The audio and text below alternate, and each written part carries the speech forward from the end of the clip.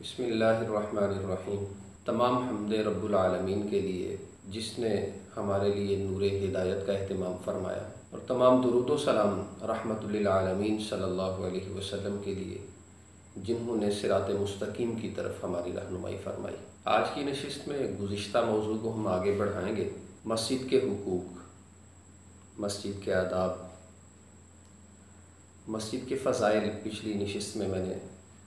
مختصر سے بیان کیے تھے۔ کسی بھی چیز کا مقام انسانی دل میں اس وقت بلند ہوتا ہے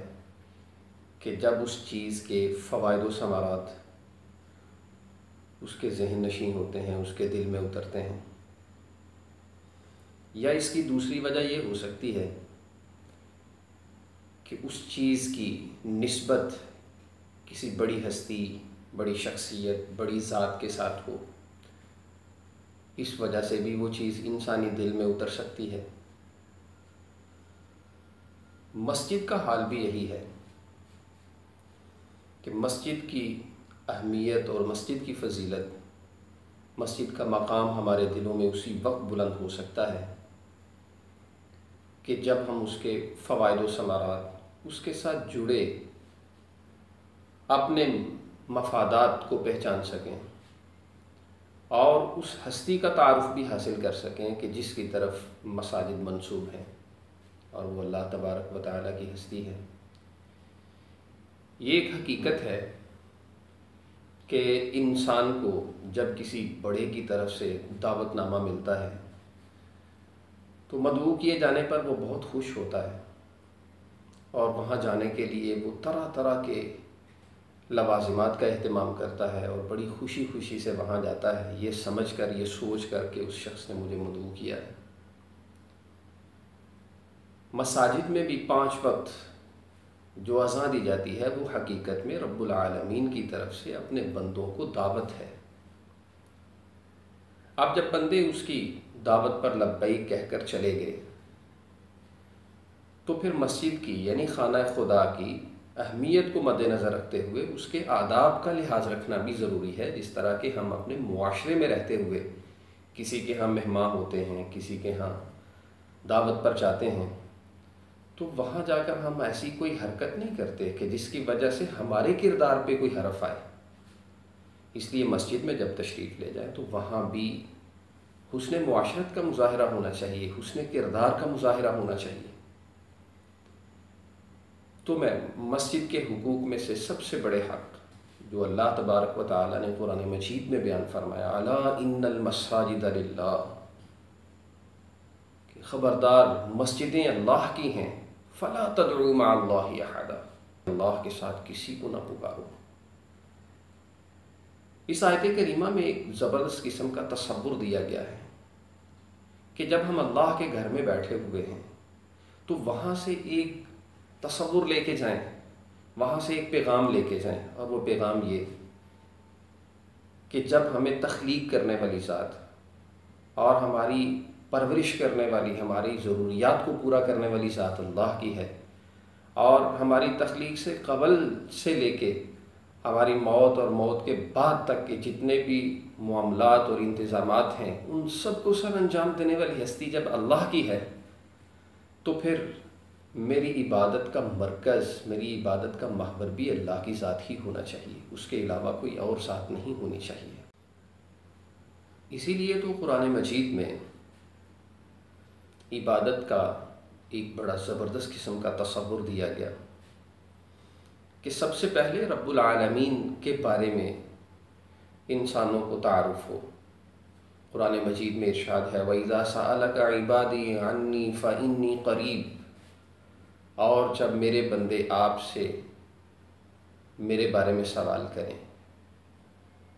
تو انہیں یہ بتائیں فَإِنِّي قَرِيبٌ، کہ میں قریب ہوں۔ اب وہ ذات انسان کے کتنی قریب ہے؟ ایک انسان مشکلات کا مارا ہوا، مصائب میں پھنسا ہوا، یا معاملات زندگی سے تنگ ہو کر قدرت کے سامنے جھکنا چاہتا ہے، مانگنا چاہتا ہے، اسے مدد چاہیے، تو وہ گیا تو وہ اللہ کی ہستی کا تعارف اور اس کی حیثیت و کیفیت کو اپنے ذہن میں کس طریقے سے بٹھائے. فرمایا اقرب الیہ من حبل الورید، کہ وہ اللہ کی ذات انسان کے جسم و جاں کے اتنی قریب ہے کہ شاید بلکہ کیا حقیقت میں کوئی چیز بھی، انسان کا کوئی عضو بھی، انسان کے ساتھ جڑی کوئی چیز بھی اس کے اتنی قریب نہیں ہے جتنی کہ اللہ کی ذات اس کے قریب ہے. اب اس قربت کا نتیجہ کیا ہونا چاہیے کہ عجز و انکساری، انتہائی قسم کی ندامت جو کہ عبادت کی صورت میں ظاہر ہوتی ہے، تو اس کا وہ اپنے رب کے ساتھ وعدہ کرے، اور وہ وعدہ اس صورت میں ہونا چاہیے ان صلاتی و نسکی و محیایا و مماتی للہ رب العالمین، کہ بے شک میری نماز، میری قربانی، میرا جینا، میرا مرنا للہ رب العالمین لا شریک لہ، اس رب العالمین کے لیے ہے، اس جہان والوں کو پالنے والے کے لیے ہے، جس کا کوئی شریک نہیں، یعنی عبادت میں اس کا کسی قسم کا کوئی شریک نہیں. مسجد کے ساتھ جڑے ہر شخص کو اپنے ذہن میں یہ پیغام بٹھانے کی ضرورت ہے کہ میں جس بڑی ذات کے گھر کے اندر جا رہا ہوں اس کے ساتھ میرا تعلق اتنا مضبوط ہونا چاہیے کہ جب وہ میری ساری کی ساری ضروریات کو پورا کرتا ہے تو جو اس کا حق ہے عبادت، خواہ وہ مال سے ہو، خواہ وہ میرے بدن کے افعال سے ہو، خواہ وہ کسی بھی طریقے سے عبادت ہو، عبادت کا ہر جز، عبادت کا ہر معاملہ، عبادت کا ہر پہلو میرے اللہ کے ساتھ جڑے گا. اللہ تبارک و تعالی نے قرآن مجید میں مسجد کا ایک اور بڑا حق بیان فرمایا، وہ یہ وَمَنْ أَظْلَمُ مِمَّنْ مَنَعَ مَسَاجِدَ اللَّهِ أَنْ يُذْكَرَ فِيهَا اسْمُهُ، اور اس شخص سے بڑا ظالم کون ہو سکتا ہے جو لوگوں کو اللہ کے گھروں میں اس کا نام ذکر کرنے سے منع کرے، روکے، وَسَعَى فِي خَرَابِهَا، اور اس کے گھر کو اجھاڑنے میں، برباد کرنے میں سعی اور کوشش کرے. اس آیت کریمہ میں مسجد کے حقوق کو بڑے ہی خوبصورت انداز کے اندر بیان فرمایا گیا. ایک تو یہ کہ مساجد سے مراد عام مساجد رکھی گئی، مساجد سے مراد کوئی مخصوص مساجد نہیں ہے بلکہ تمام مساجد. اور دوسری بات کہ مسجد چونکہ مرکز تبلیغ ہے، تبلیغ کا مرکز ہے، یہاں سے حق کی آواز لوگوں تک اور دوسروں تک پہنچے گی، اس لیے ضروری قرار دیا گیا کہ مساجد کے اندر کسی قسم کی، خاص طور پہ اللہ تعالیٰ کے نام کے جب تذکرے ہوں اور حقیقی توحید کے تذکرے ہوں، اللہ تعالیٰ کی وحدانیت کے تذکرے ہوں، تو اس رستے میں، اس تبلیغ کے سفر میں کسی قسم کی کوئی رکاوٹ نہ ڈھالی جائے. اور اگر کوئی ایسے جرم کا ارتکاب کرے تو اللہ تبارک و تعالیٰ نے اسے اظلم کہا، ظالم سے بھی بڑھ کر ظالم ہے وہ. اور پھر وَسَعَى فِي خَرَابِهَا، مسجد کا ایک اور بڑا حق یہ ہے کہ مسجد سے جڑے تمام اشخاص وہ مسجد کی بربادی کے لیے کسی بھی قسم کی سرگرمی کے اندر مبتلا نہ ہوں. مسجد کے حقوق میں سے ایک حق یہ بھی ہے کہ لوگوں پر قدغن نہ لگایا جائے، پابندی نہ لگائی جائے کہ فلاں مسجد میں آ سکتا ہے اور فلاں مسجد میں نہیں آ سکتا. بدقسمتی سے ہمارے معاشرے کے اندر بھی مساجد ہی کی طرف سے اور مساجد کے ذمہ داران کی طرف سے اور وہاں سے اٹھنے والی آواز کی طرف سے شاید یہ لوگوں پر پابندی عائد کی جاتی ہے کہ تم فلاں مسجد میں جا سکتے ہو، فلاں میں نہیں جا سکتے. میں خاص طور پہ جو حق پرست لوگ ہیں میں ان سے مخاطب ہوں کہ اگر میں حق پہ ہوں، اگر میں دعوت حق کا کام کرتا ہوں، اگر میں نے اپنے سامعین تک ہمیشہ مسئلہ حق پہنچایا ہے، تو پھر مجھے یہ خدشہ نہیں ہونا چاہیے کہ میرا نمازی، میرے ساتھ جڑا شخص، وہ اگر کسی دوسری مسجد میں جائے گا، اس کو سنے گا تو بہک جائے گا، میرے حلقہ سے نکل جائے گا. تو یہ ڈر نہیں ہونا چاہیے. اس لیے مسجد کے اندر کسی قسم کا کوئی قدغن، کوئی رکاوٹ نہیں ہونی چاہیے. مسجد تو اللہ کا گھر ہے، اس میں سبھی لوگوں کو آنے کی اجازت ہونی چاہیے. مسجد کے حقوق میں سے ایک حق یہ بھی ہے کہ مسجد میں ہمیشہ خطبہ حضرات کے ذریعے اللہ اور اس کے رسول کے پیغامات کو دوسروں تک پہنچایا جاتا ہے۔ تو اس میں اس چیز کو مد نظر رکھا جائے، ہمیشہ معاملات بالکل سموتھ نہیں چلتے، اتفاق نہیں ہوتا، اختلاف ہو سکتا ہے، جیسے کہ ہمارے معاشرے کے اندر مسلکی اختلاف بھی ہے، دیگر اختلافات بھی ہیں۔ اگر کوئی واعظ، اگر کوئی خطیب وہ اختلافات پیش کرنا چاہتے ہیں تو اختلافات پیش کرنے کی کوئی مناسب صورت ہونی چاہیے، عزت نفس کو اچھالا نہ جائے،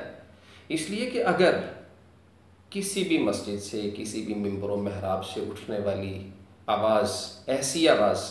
جو اختلافات میں مبنی ہے لیکن اس میں رویہ بڑا غیر ذمہ دارانہ ہے،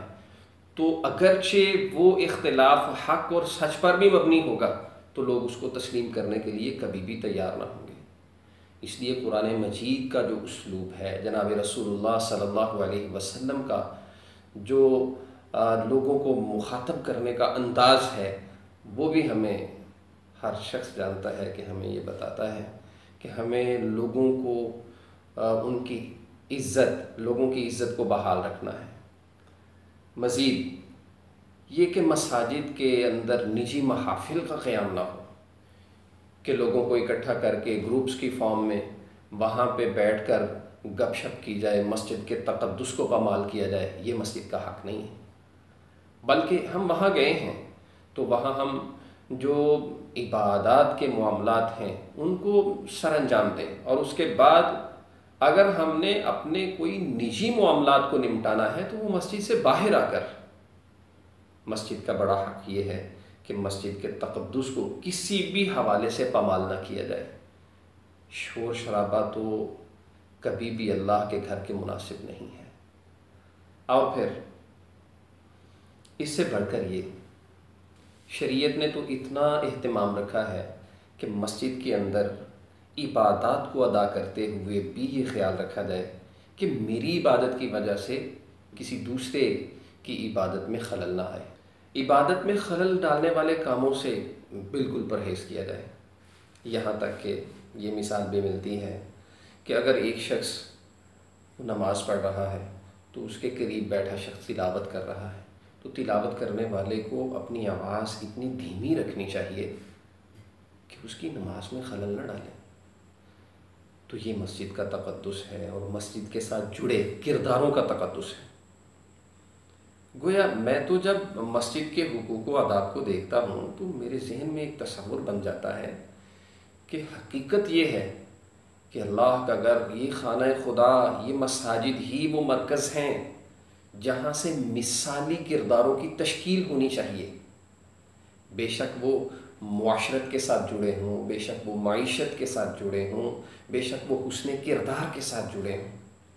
اور اسی بات کی ترجمانی قرآن مجید کا ایک اور مقام بھی کرتا ہے جس میں اللہ تبارک و تعالیٰ نے ارشاد فرمایا انما یعمر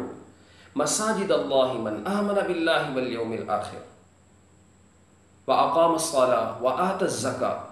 ولم یخش الا اللہ۔ اللہ کے گھروں کو تو وہ لوگ آباد کرتے ہیں جن کا اللہ پر ایمان ہوتا ہے، جن کا روز آخرت پر ایمان ہوتا ہے، اور جو نماز قائم کرتے ہیں، اور وہ جو زکوٰۃ ادا کرتے ہیں، اور وہ اللہ کے سوا کسی اور سے نہیں ڈرتے۔ اس ارشاد باری تعالیٰ میں مسجد کے ساتھ جڑے کرداروں کی گویا کہ تشکیل کر دی گئی اور ان کی خصوصیات بتا دی گئیں کہ صرف مسجد چلے جانا، مخصوص قسم کی عبادات کو ادا کر کے تو اس کے بعد یہ سمجھنا کہ شاید میں نے کوئی بڑا مارکا مار لیا ہے، لیکن حقیقت یہ ہے کہ مسجد وہ مثالی تربیت گاہ ہے جہاں جانے والا ہر شخص، جس کے ساتھ جڑا ہر شخص، اس کا کردار بھی ایک مثالی ہونا چاہیے۔ وہاں سے تربیت لے کر جس وقت وہ عملی زندگی میں آئے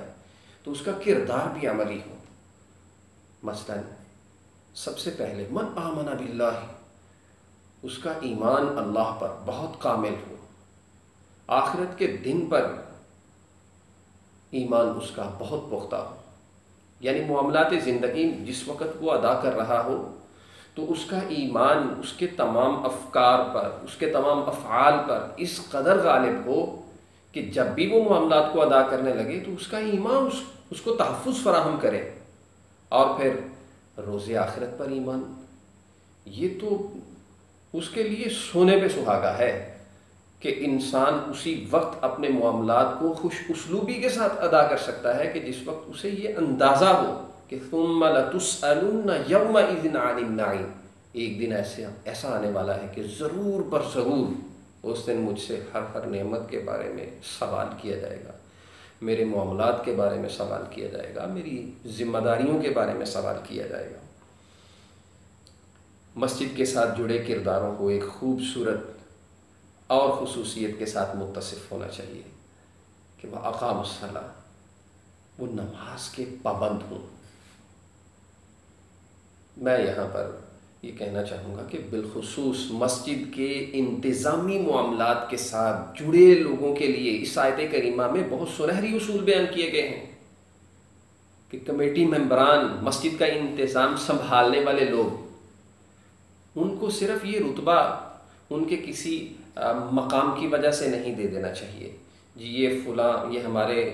علاقے کے جناب چیئرمین ہیں تو یہ کمیٹی کے بھی چیئرمین ہوں گے، یہ ہمارے جناب علاقے کے اندر چودھری صاحب یا وڈیرا صاحب سمجھے جاتے ہیں تو اس لیے ان کو یہاں بھی سٹیٹس دے دیا جائے. نہیں، بلکہ اس کے لیے ایک مکمل کرائٹیریا بیان کر دیا گیا. من آمن باللہ، وہ اللہ پر ایمان رکھتے ہیں، وہ روز آخرت پر ایمان رکھتے ہیں، ان کا ایمان کامل ہو، وہ آخرت کے دن کے سوال و جواب پر نہ صرف ایمان رکھتے ہوں بلکہ اس کے اثرات بھی ان کی زندگی پر ظاہر ہوں. اور مزید یہ کہ وہ اقام الصلاۃ، اور وہ نماز کے پابند ہوں. بے نمازی شخص کا کیا کام ہے کہ وہ کمیٹی کے ممبران میں شامل ہوں. وآت الزکاۃ، اور وہ زکوٰۃ ادا کرنے والے ہوں. یہ بہت بڑی خصوصیت بیان فرمائی گئی بالخصوص مسجد کے انتظامی امور کے ساتھ جڑے لوگوں کے لیے کہ جب وہ مسجد کے معاملات کو، بے شک مالی معاملات ہیں، ان کو چلا رہے ہیں تو ان کے اندر خود احتسابی کا مادہ بہت وسیع ہونا چاہیے. اور پھر بہت خوبصورت انداز میں یہ سبق دیا گیا کہ اگر یہ کردار اپنے مال میں سے زکوٰۃ ادا کر رہا ہے اور اس میں شریعت کے مکمل اصولوں کو مد نظر رکھا جا رہا ہے تو پھر غالب گمان یہ ہے کہ یہ مسجد کے معاملات میں بھی خیانت نہیں کرے گا. اور پھر مزید یہ کہ فرمایا وَلَمْ يَخْشَ إِلَّا اللَّهُ، اللہ پر ایمان ہو، روز آخرت پر ایمان ہو، یا پھر قیام صلات ہو، یا پھر زکوٰۃ ادا کرنا ہو، یہ سب کے سب معاملات کب ہمارے دلوں میں استقرار پکڑ سکتے ہیں، دوام اور ہمیشگی پکڑ سکتے ہیں، اس کی صرف اور فقط ایک وجہ ہے کہ اللہ کا ڈر اور خوف ہمارے دلوں میں ہو. اور حقیقت بھی یہی ہے کہ عبادات کے جتنے بھی معاملات ہوں یا دیگر معاملات زندگی ہوں، ان کے اندر ہمیشہ ہم اسی وقت صراط مستقیم کو قائم رکھ سکتے ہیں کہ جس وقت ہمارا دل خوف خدا سے لبریز ہوگا. تو میری آپ سب سے یہ درخواست ہے کہ مسجد میں جس وقت ہم جائیں تو مسجد کو صرف اور صرف یہ ایک فارمیلٹی سمجھتے ہوئے کہ بس میں مسجد جا رہا ہوں، آ رہا ہوں، بس ان معاملات کو پورا کر رہا ہوں، نہیں، بلکہ ان معاملات کے، عبادات کے معاملات کے پیچھے چھپے جو پیغامات ہیں جو اللہ تبارک و تعالی ہمیں دینا چاہتے ہیں، جو رسول اکرم صلی اللہ علیہ وسلم کے ذریعے ہم تک پہنچے ہیں، ہم ان کو پورا کر سکیں. اللہ تبارک و تعالی سے دعا ہے کہ اللہ کی ذات ہم سب کو اپنے دلوں میں اپنی مساجد کو جگہ دینے کی توفیق عنایت فرمائے اور مساجد کی بڑھ چڑھ کر خدمت کرنے کی توفیق عنایت فرمائے اور مساجد سے اپنی استطاعت کے مطابق مثالی کرداروں کو سمیٹنے کی توفیق عنایت فرمائے.